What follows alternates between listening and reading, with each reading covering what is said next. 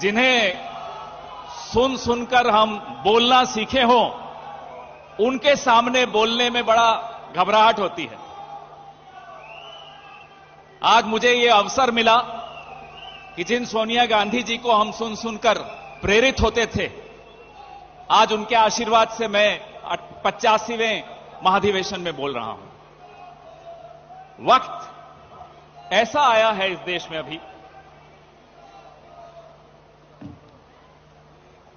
Congress party, खड़गे साहब जब बोलते हैं उनकी वाणी में चूल्हे की महक होती है, मिट्टी की खुशबू होती है, और जब राहुल गांधी दहाड़ते हैं तो दिल्ली से नागपुर तक नेहरू गांधी बोलते रहते हैं हमारे प्रधानमंत्री जी और उनके पूरी नेता।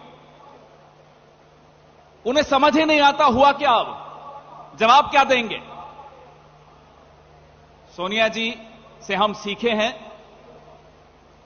कितनी भी कठिन परिस्थिति हो, सौम्यता से कोई समझौता नहीं होता है, कोई मूल्यों से कोई समझौता नहीं होता है। ये हम सोनिया जी से सीखें। राहुल जी, आप में महात्मा गांधी की सरलता और नेहरू की गहराई है। आपसे ये क्या मुकाबला कर पाएंगे। दो तरह की विचारधाराओं की लड़ाई है, दो तरह की विरासतों की लड़ाई है। This is a battle not just of two ideologies, this is a battle of two legacies.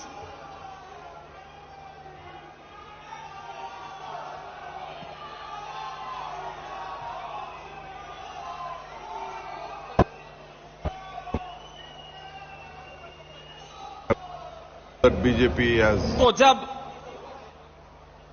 मैं आपसे कह रहा था कि ये दो विरासतों की लड़ाई है,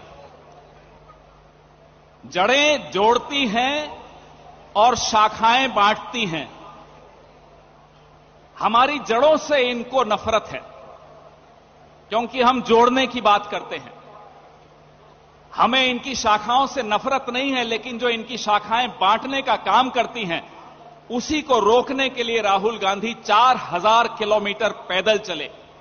हम भी आराम उठा सकते थे घर पे रहकर। क्या जरूरत थी राहुल गांधी जी को इस तरह से पैदल चलने की, लोगों से मिलने की, इतना संघर्ष करने की। मुझे मीडिया के साथियों पर भी उनको देखता हूं तो बड़ा बुरा लगता है, दर्द होता है मन में। आज इनकी आवाज भी बंद कर दी गई है। हम तो फिर भी बोल लेते हैं विपक्ष में रहकर, हम तो बोलते रहेंगे। हां, कभी कभी हवाई जहाज से हमें उतार दिया जाता है, लेकिन हम फिर भी बोलेंगे। हमारे जो मीडिया के साथी हैं, 2014 से पहले ये हम पर खुलकर हमला बोलते थे और इनका हक था, बोलना चाहिए था इनको, इनका कर्तव्य था, ये बोलते थे। आज ये सरकार से सवाल नहीं पूछ सकते।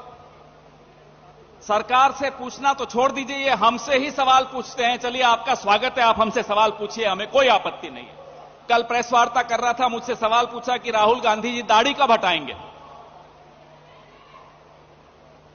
वैसे राहुल जी, आपकी जो दाढ़ी है ना, ये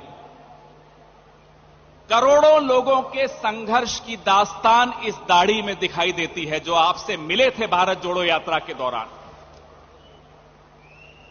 इस दाढ़ी को जब देखते हैं तो पिछले 9 साल का सफर इस देश के नौजवान, बेरोजगार नौजवान, इस देश के जूझते हुए व्यापारी, इस देश का मीडिया, हम सब का सफर दिखता है इस दाढ़ी में। हम देख रहे थे आप कैसे करोड़ों लोगों से मिलते थे, उनका दर्द सुनते थे, उनका दुख बांटते थे। बार बार घंटी बज रही है, लेकिन यह बात जरूरी है कि ये जो लड़ाई है, मध्यवाद की लड़ाई, लेफ्ट और राइट दोनों से होती आई है। जो सेंट्रिज्म है, सेंट्रिज्म दोनों का सम्मिश्रण है, लेफ्ट का भी और राइट का भी। यह देश मध्यवादी देश है। कांग्रेस पार्टी मध्यवादी पार्टी है। इस देश का संवैधानिक मूल्य जो है, जो ढांचा है, वो भी मध्यवादी है। हमारी किसी से लड़ाई नहीं है कि हम लेफ्ट के खिलाफ हैं या राइट के खिलाफ हैं। हम एक्सट्रीम लेफ्ट के खिलाफ हैं, हम एक्सट्रीम राइट के खिलाफ हैं। तीसरी बार घंटी बजी है और रणदीप जी बार बार मुझे आंखें दिखा रहे हैं, लेकिन इस लड़ाई में हम पीछे हटने वाले नहीं हैं। और तो क्या होगा, एक दो बार और हवाई जहाज से उतार देंगे, हम उतर जाएंगे, लेकिन लड़ते रहेंगे, आपकी आवाज उठाते रहेंगे, ये हमारा वादा है। क्योंकि मेरा नेता राहुल गांधी, मेरी नेता प्रियंका गांधी, मुझे आज तक वो डरते हुए नहीं दिखे, तो हम क्यों डरें? हम भी नहीं डरेंगे, लड़ेंगे, लड़ेंगे और जीतेंगे। जय हिंद, जय कांग्रेस।